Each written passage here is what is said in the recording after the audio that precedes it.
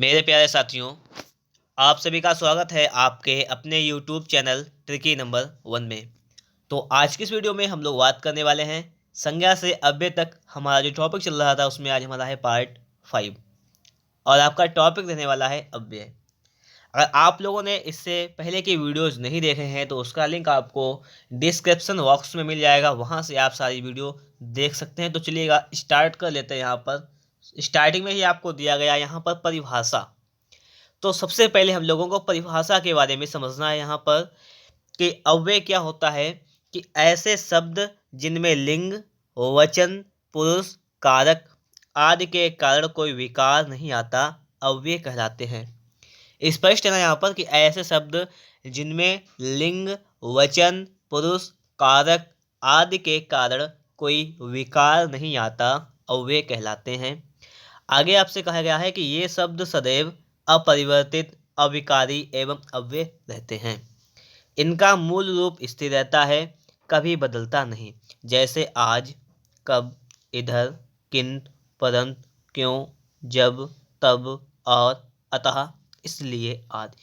तो ये शब्द क्या हो जाएंगे, आपके अव्यय हो जाएंगे। क्लियर। अब हम लोग देखेंगे आगे कि अव्यय के भेद। आपके सामने यहाँ पर लिखा हुआ है कि अव्यय के भेद।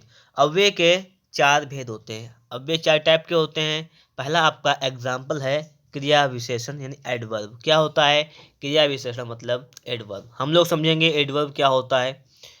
एडवर्ब क्या है कि जो शब्द क्रिया की विशेषता बतलाते हैं उन्हें क्रिया विशेषण कहा जाता है। क्रिया विशेषण क्या होता है कि जो शब्द होते हैं जो क्रिया की विशेषता बताते हैं उन्हें कहते हैं क्रिया विशेषण। और आपसे आगे कह रहा है कि अर्थ के आधार पर क्रिया विशेषण 4 प्रकार के होते हैं। अब उन्होंने देखिए क्या बात की है कि क्रिया विशेषण के बारे में पूरी बात करेंगे हम लोग कि क्रिया विशेषण कितने टाइप के होते हैं। तो क्रिया विशेषण जो होते हैं वो 4 प्रकार के होते हैं। और 4 प्रकार कौन कौन से हैं, अब देखो आपके सामने यहाँ पर आ चुका है कि स्थानवाचक कहला, फिर है आपका कालवाचक, और इसके बाद में आपका परिणाम परिमाणवाचक, और इसके बाद में आएगा आपका रीतिवाचक। कितने क्या आ जाएगा रीतिवाचक। तो हम लोगों ने अभी क्या पढ़ा था यहाँ पर कि अव्यय के भेद। अव्यय के भेद में आपका पहला क्या हो जाएगा क्रिया विशेषण, और क्रिया विशेषण के भी 4 भाग हो जाएंगे। अब हम लोग उन 4 भागों को भी अच्छी तरीके से यहाँ पर कवर करने वाले हैं। तो देखिएगा आप लोग, पहला आपके सामने यहाँ पर आ चुका है स्थानवाचक। तो स्थानवाचक क्या होता है, जैसे यहाँ पर इन्होंने दे दिया आपको है कि स्थितिवाचक। स्थितिवाचक जैसे यहाँ कह दिया, यहाँ, वहाँ, भीतर, बाहर। तो ये सिचुएशंस हो गई, ये स्थितियाँ हो गई आपकी यहाँ पर। अगला कह दिया दिशावाचक, दिशा देते हैं जैसे इधर जाना है या उधर या दाएं बाएं, ठीक है। तो ये क्या हो जाएगी आपकी दिशावाचक हो जाएगी। तो इसका देखिए 4 टाइप में, तो पहला टाइप क्लियर हुआ ये। और उन्होंने आगे दे दिया है कि कालवाचक। दूसरा भाग कौन सा जाएगा कालवाचक। अगर काल की हम लोग बात करें तो समय होता है काल। समयवाचक में, समयवाचक में क्या हो जाएगा जैसे आज, कल, अभी, तुरंत, ये हो जाएगा। फिर है अवधिवाचक, जैसे रात भर, दिन भर, आजकल, नित्य। बारंबारतावाचक, जो बार बार रिपीटेड हो चीज़ें, हर बार, कई बार, प्रतिदिन, जो रिपीटेड हो उन्हें क्या कहते हैं बारंबारता वाचक। ये भी क्लियर होगी आपको बात। और इसका अगला पार्ट देखा कहा था आप लोगों को कि परिमाणवाचक। क्या देखा था कि ये हमारा एडवर्ब चल रहा था ना, उसके टाइप है ये एडवर्ब के। क्रिया विशेषण जो चल रहा था उसके पार्ट हैं आपके ये परिमाणवाचक। तीसरा भाग है उसका। तो देखिए ये क्या होता है अधिकता बोधक, जो मतलब अधिक होने का बोध करे, जैसे बहुत, खूब, अत्यंत, अति, मतलब ज़्यादा की बात करें यहाँ पे, ठीक है।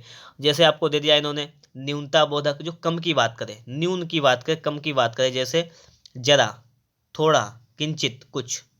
पर्याप्त बोधक क्या होता है जो पर्याप्त हो, जैसे बस, यथेष्ट, काफ़ी, ठीक।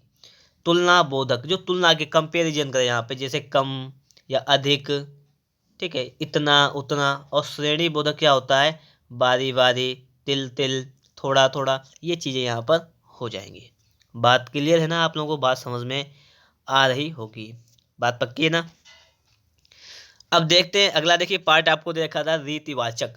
रीतिवाचक क्या होता है कि जैसे ऐसे वैसे, जैसे, मानो, धीरे, अचानक, कदाचित, अवश्य, इसलिए, ताकि, सा, तो, हाँ जी, यथासंभव। तो ये शब्द हैं आपके, ये शब्द आपको दे रखे हैं रीतिवाचक। क्लियर हो रहा होगा आप लोगों को बिल्कुल बेहतरीन तरीके से। अगर आपको वीडियो अच्छा लग रहा है तो एक बार वीडियो को लाइक कर दीजिएगा। चैनल पर नए हैं और आप लोगों ने अभी तक हमारे इस चैनल को सब्सक्राइब नहीं किया है तो आप लोग चैनल को सब्सक्राइब भी जरूर कर लीजिएगा। अब देखिएगा हम पढ़ेंगे अगला था आपका कि अव्यय 4 प्रकार के होते हैं। दूसरा प्रकार आपका है संबंध बोधक प्रीपोजिशन। क्या है? प्रीपोजिशन को पढ़ेंगे कि जो अव्यय किसी संज्ञा के बाद आकर उस संज्ञा का संबंध वाक्य के दूसरे शब्द से दिखाते हैं उन्हें संबंध बोधक कहते हैं। ये डेफिनेशन लिखी हुई है कि जो अव्यय जो हैं किसी संज्ञा के बाद आकर उस संज्ञा का संबंध वाक्य के दूसरे शब्द से दिखाते हैं उन्हें संबंध बोधक कहते हैं। अब जैसे इन्होंने एक एग्जाम्पल दे दिया यहाँ पर है कि जैसे वह दिन भर काम करता रहा। ठीक है, मैं विद्यालय तक गया था। ये तक है या भर है, ये क्या हो जाएंगे आपके? ये हो जाएंगे आपके संबंध बोधक। मनुष्य पानी के बिना जीवित नहीं रह सकता। तो जो बिना लिखा हुआ है ये आपका क्या हो जाएगा? ये आपका एक संबंध बोधक हो जाएगा। अगर हम लोग आगे बात करें तो देखिएगा यहाँ पर आपके सामने है कि अर्थ के आधार पर संबंध बोधक अव्यय के 14 प्रकार हैं। अब देखिए यहाँ पर संबंध बोधक अव्यय की ही अगर बात करें तो ये 14 प्रकार के होते हैं। कितने प्रकार के? ये 14 प्रकार के होते हैं। और इसमें आपका यहाँ पर पहला प्रकार है स्थानवाचक। तो स्थानवाचक में क्या हो जाएगा? जैसे आगे, पीछे, निकट, समीप, सामने, बाहर। या दिशावाचक जैसे आसपास, और, तरफ, दायां, बायां। ठीक है। या कालवाचक, कालवाचक में जैसे पहले, बाद, आगे, पश्चात, अब, तक। साधनवाचक क्या होता है? द्वारा, माध्यम, सहारे, जरिए, मार्फत। ये हो जाएगा साधनवाचक। अगला है उद्देश्यवाचक। क्या होता है? जैसे लिए, वास्ते, हेतु, निमित्त। ये हो जाएंगे आपके उद्देश्यवाचक। अगर हम लोग आगे बात करें तो आगे लिखा हुआ है व्यतिरेक वाचक। ये क्या होता है? जैसे अलावा, अतिरिक्त, सिवा, बगैर, बिना, रहित। ये हो जाएंगे आपके व्यतिरेक। विनिमय वाचक क्या हो जाएगा आपका? जैसे विनिमय वाचक की बात करें तो बदले, एवज, स्थान पर, जगह पर। ये आपके हो जाएंगे विनिमय वाचक। अगर हम लोग आगे बात करें लिखा हुआ है सादृश वाचक। की क्या हो जाएगा?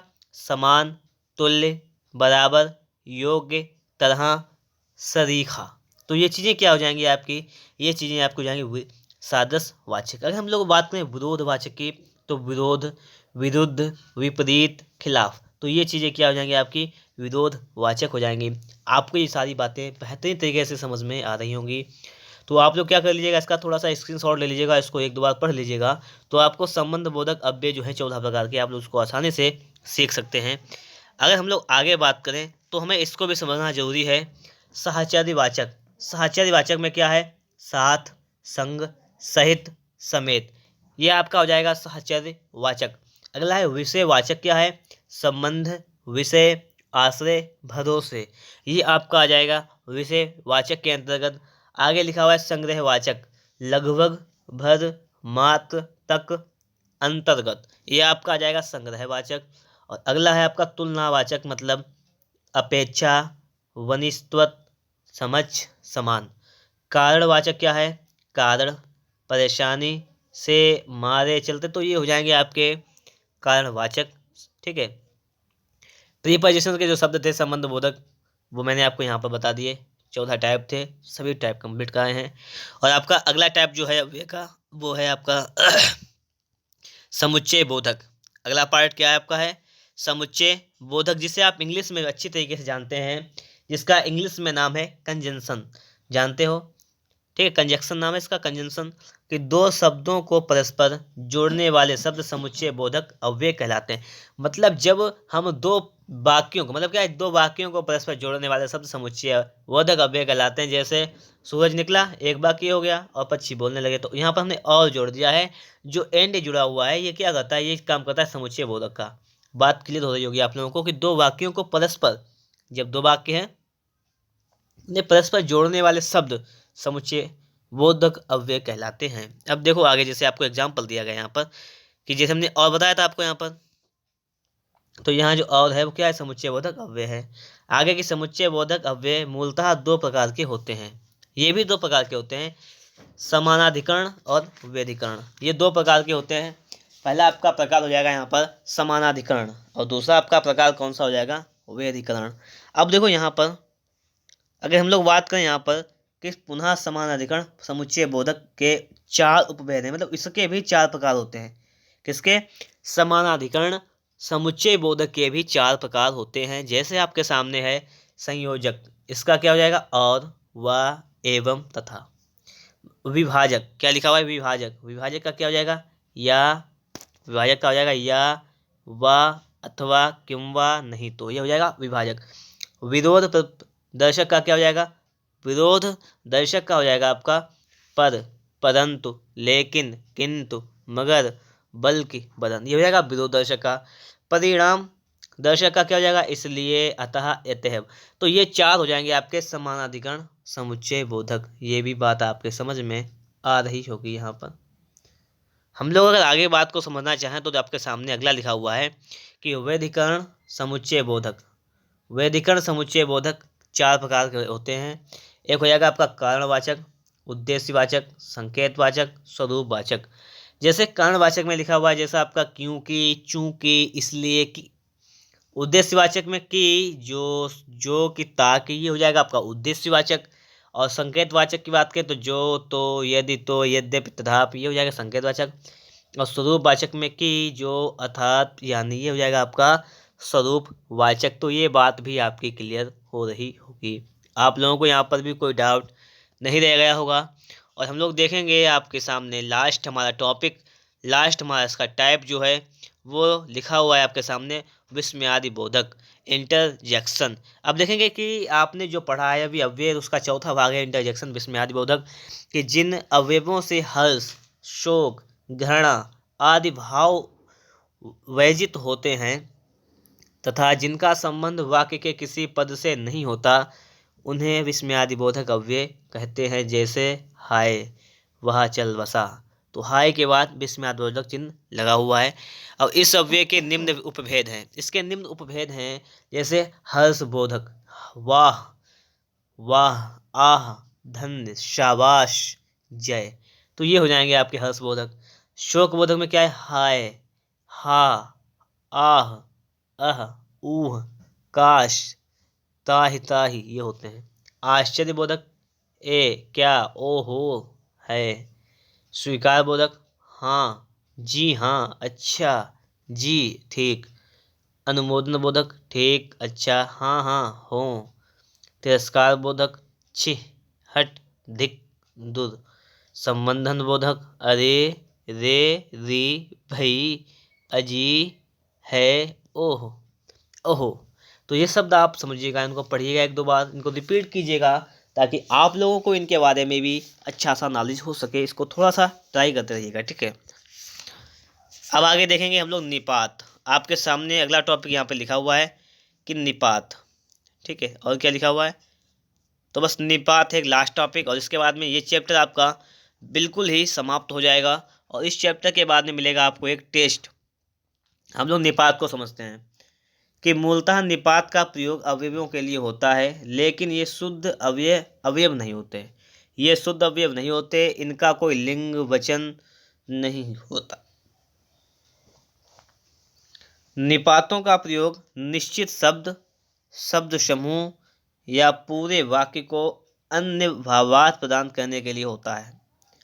कि निपात का प्रयोग है वो निश्चित शब्द या शब्द समूह या पूरे वाक्य को अन्य भावार्थ प्रदान करने के लिए होता है। निपात सहायक शब्द होते हुए भी वाक्य के अंग नहीं होते। निपात जो हैं वो सहायक शब्द होते हुए भी वाक्य के अंग नहीं होते, पर वाक्य में इनके प्रयोग से उस वाक्य का समग्र अर्थ प्रभावित होता है। निपात 9 प्रकार के होते हैं। मतलब क्या है कि निपात का जब यूज हम कर लेते हैं तो वाक्य का जो है अर्थ वो होता है, थोड़ा सा प्रभाव पड़ता है और चेंज भी हो जाता है। और आपसे अगर पूछा है कि निपात कितने प्रकार के होते हैं, तो निपात जो होते हैं वो 9 प्रकार के होते हैं। ये 9 प्रकार कौन कौन से आपके सामने यहाँ पर लिखे हुए। निपात 9 प्रकार के होते हैं। क्वेश्चन आता है कि निपात कितने प्रकार के होते हैं? 9 प्रकार के। एक होता है स्वीकृति बोधक, तो इसमें क्या होता है? हाँ, जी, जी हाँ, ये स्वीकृत बोधक। एक नकार बोधक, तो जी नहीं, नहीं। एक निषेधात्मक, जैसे मत। प्रश्न बोधक क्या। विस्मयादि बोधक क्या, काश। तुलना बोधक सा। अवधारणा बोधक ठीक।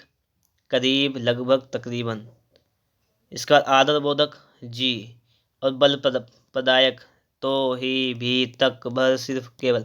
तो ये आपके शब्द यहाँ पर हो जाएंगे। बात समझ में आपकी ये भी आ रही होगी। अगर हम लोग आगे देखें तो आपके सामने आगे लिखा हुआ है, इसको देखिएगा आप लोग, कि हिंदी में अधिकांशतः निपात उस शब्द या शब्द समूह के बाद आते हैं जिनको वे विशिष्टता या बल प्रदान करते हैं। जैसे रमेश ने ही मुझे मारा था। क्या लिखा हुआ है कि रमेश ने ही मुझे मारा था। तो अर्थात यहाँ पे लिखा हो कि अर्थात रमेश के अलावा और किसी ने नहीं मारा।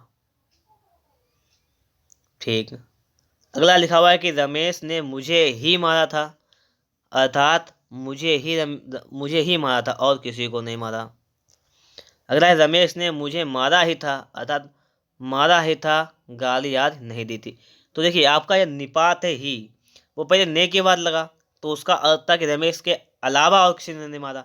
जब मुझे के बाद लगा तो उसका अर्थ हो गया कि मुझे मारा था, किसी और को नहीं मारा। और जब मारा के बाद वही ही लगा है तो इसका अर्थ चेंज हो गया कि उसने सिर्फ मुझे मारा था, ना कि गाली गलौज किया था। तो ये चीज़ें यहाँ पर परिवर्तित होती हैं। तो निपात के द्वारा, अब देखो आपने यहाँ पर लगा निपात, यहाँ पर निपात, यहाँ पर, तो निपात से पूरा अर्थ जो है वो चेंज हो रहा है। निपात से पूरा अर्थ चेंज हो रहा है। अब देखते हैं आगे हम लोग, अगला यहाँ पर जो लिखा हुआ है इसको भी समझते हैं हम लोग यहाँ पर।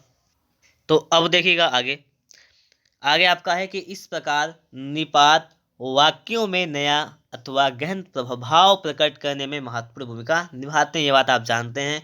अब अव्यय का पद परिचय भी समझ लेते हैं कि वाक्य में अव्यय का पद परिचय देने के लिए अव्यय उसको भेद और उससे संबंध रखने वाला पद या इतनी बातों का उल्लेख करना चाहिए।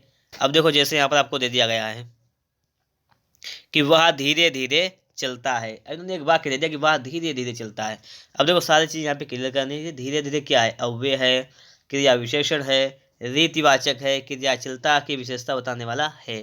तो ये कैसा चलता है, वह धीरे धीरे चलता है, मतलब क्रिया विशेषण है, एडवर्ब है। ये भी आप लोग जानते हैं यहाँ पर। तो हम लोगों ने इस चीज़ को बिल्कुल क्लियर वेरीफाई कर लिया है।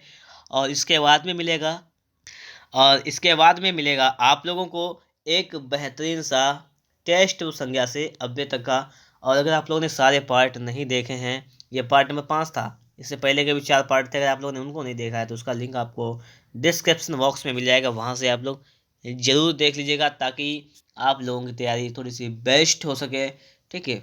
और अगर वीडियो कैसा लगा आप लोग कमेंट बॉक्स में ज़रूर बताइएगा। और ये भी बताइएगा कि इस वीडियो के बाद मतलब इसके बाद आपका कौन सा चैप्टर शुरू कर दिया जाए, ये जरूर बताइएगा। ठीक है। मिलेंगे आपको एक नेक्स्ट वीडियो में इसके टेस्ट के साथ।